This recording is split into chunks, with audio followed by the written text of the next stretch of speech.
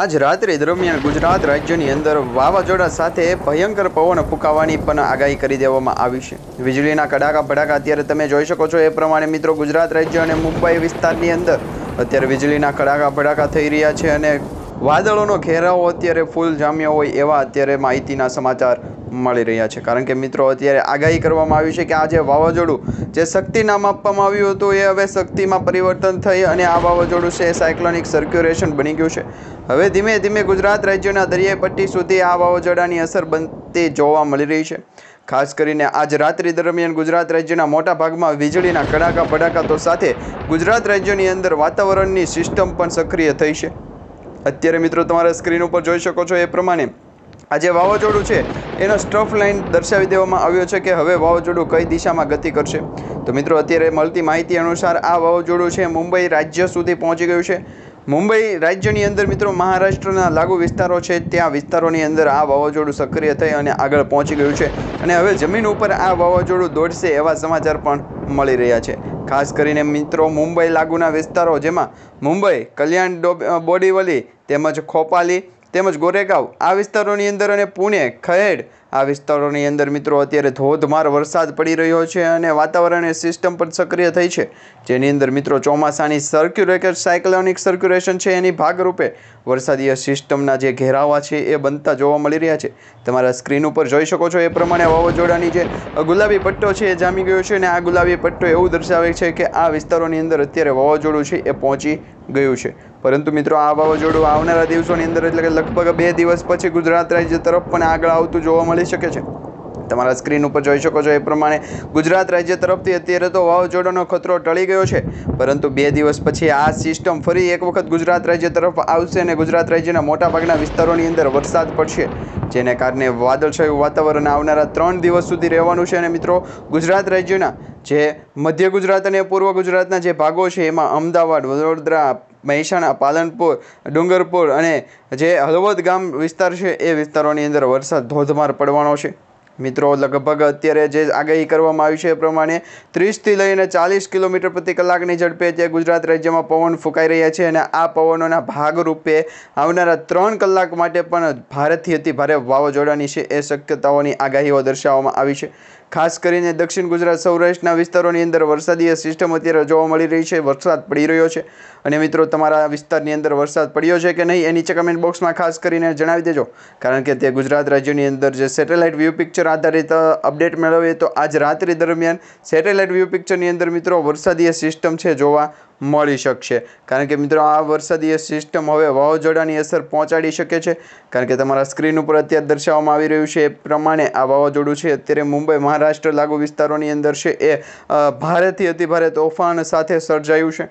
હવે મિત્રો તમને ખ્યાલ હશે કે વેલમાર્ક લો પ્રેશર સિસ્ટમમાંથી સક્રિય થઈ અને ડિપ્રેશનમાં ફેરવાય અને હવે ડીપ ડિપ્રેશન બની ગયું છે। તો આજ રાત્રિ દરમિયાન એ પણ ખ્યાલ આવી જશે કે ચોમાસું છે એ કઈ દિશા તરફ આગળ વધી રહ્યું છે। કારણ કે અત્યારે મિત્રો વાવાઝોડું એટલે કે શક્તિ નામનું જે વાવાઝોડું હતું એના સેટેલાઇટ વ્યૂ પિક્ચર છે એના ઇન્ફ્રારેડ જે વેવ્સ જોઈએ એટલે કે ઇન્ફ્રારેડ આપણે એની ગતિવિધિ જોઈએ તો અત્યારે આ વાવાઝોડું છે એ મુંબઈ, નાસિક, માલેગાંવ થઈ અને સુરત સુધી પહોંચશે એવા પણ અપડેટ સામે આવી રહ્યા છે। ખાસ કરીને દક્ષિણી ગુજરાતના જે પણ વિસ્તારો છે તે વિસ્તારોની અંદર આ વરસાદીય સિસ્ટમ છે એનું વાવાઝોડું સક્રિય થઈ અને અસર પહોંચાડી શકશે। ગુજરાત રાજ્યની અંદર ચોમાસાની ઋતુ તો શરૂ થશે પરંતુ એ પહેલાં ચોમાસાની ઋતુ પહેલાં છે મિત્રો આપણે વાવાઝોડું સક્રિય થયું છે એની અસર પણ પહોંચાડશે। ખાસ કરીને ઉના, વેરાવળ અને મહુવા તાલુકાના વિસ્તારોની અંદર જે દરિયાઈ પટ્ટી લાગુ પડે છે એ પટ્ટીની અંદર અત્યારે મિત્રો કાળા ડિમંગ વાદળો છવાઈ ગયા છે। પવનની ગતિ પણ લગભગ 50 કિલોમીટર પ્રતિ કલાકની ઝડપે પહોંચી ગઈ છે અને તમારા વિસ્તારની અંદર પણ આ ગાજવીજ સાથે વીજળીના કડાકા ભડાકા સાથેનો વરસાદ અત્યારે પડી રહ્યો છે।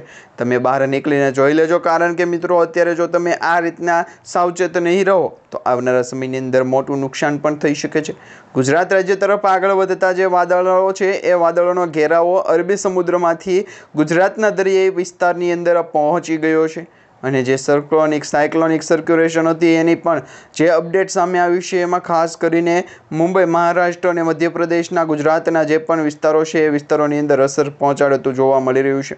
અને મિત્રો દિવસે ને દિવસે આ વાવાઝોડાની સક્રિયતા છે એ ભાવનગર, અલંગ, મહુવા, સુરત, આમોદ, ભરૂચ, સુરત અને રાજપીપળા, વડોદરા, તેમજ ખંભાતના જે વિસ્તારો છે, ખંભાતની અંદર મિત્રો 2 લાગુ વિસ્તાર પડતા હોય છે, ખંભાત, કાવી, વાલોડ અને ગામ અને જે ભંડેરિયા ગામ છે એ વિસ્તારોની અંદર તો અત્યારે ધોધમાર વરસાદ પડતો જોવા મળી રહ્યો છે. તો બીજી તરફ મિત્રો સેટેલાઇટ વ્યૂ પિક્ચર આધારિત આપણે સેટેલાઇટના ઇમેજીસ પણ જોઈશું. સેટેલાઇટના ફોટા જે રિલીઝ કરવામાં આવ્યા છે એમાં મુંબઈ મહારાષ્ટ્રની અંદર અત્યારે ધોધમાર વરસાદ પડી રહ્યો છે ને આ વાદળછાયું ઘેરાવો છે એ વાવાઝોડાનો ઘેરાવો છે.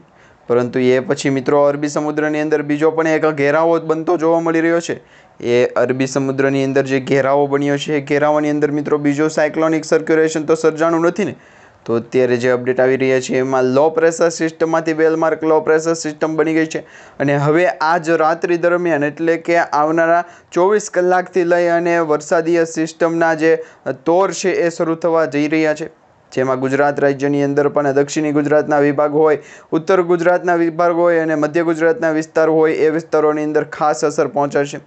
કયા કયા વિસ્તારોની અંદર વરસાદ કેવો પડશે એ પણ આજના વિડીયોમાં જોતા રહીશું. તો મિત્રો વિડીયોને ખાસ કરીને છેલ્લે સુધી જોતા રહેજો.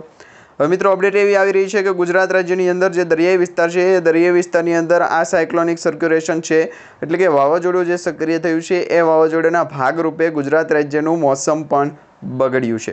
આજે રાત્રિ દરમિયાન મિત્રો લગભગ 30 કિલોમીટર પ્રતિ કલાકની ઝડપે પવન ફૂંકાશે અને આ વાવાઝોડાની અસર છે ગુજરાત રાજ્યના દક્ષિણી પૂર્વ અને મધ્યમ વિસ્તારની અંદર છે અસર પહોંચાડતા જણાઈ રહ્યા છે. અને એ સાથે સાથે મિત્રો આ વાવાઝોડાને સક્રિય થતાં આ વાવાઝોડું છે એ ગુજરાત રાજ્યની અંદર મિત્રો આગળ વધી અને વરસાદની જે સિસ્ટમ છે નવો રાઉન્ડ શરૂ કરી શકે છે. અને મિત્રો અત્યારે રોહિણી નક્ષત્રની આજુબાજુ છે આ વાવાઝોડું ચોમાસું પહોંચવા આવ્યું છે. તો રોહિણી નક્ષત્ર બેસે એ પહેલાં જો ચોમાસાના કડાકા ભડાકા અને વીજળીના ગડગડાટ સાંભળવા મળે તો મિત્રો નવાઈ નહીં, કારણ કે આ વર્ષનું ચોમાસું છે લગભગ 105% સુધીનું સારું ચોમાસું રહેશે. જેમાં મિત્રો 105% સુધી વરસાદ છે એ પડી શકે એની સંભાવના દર્શાવવામાં આવી છે.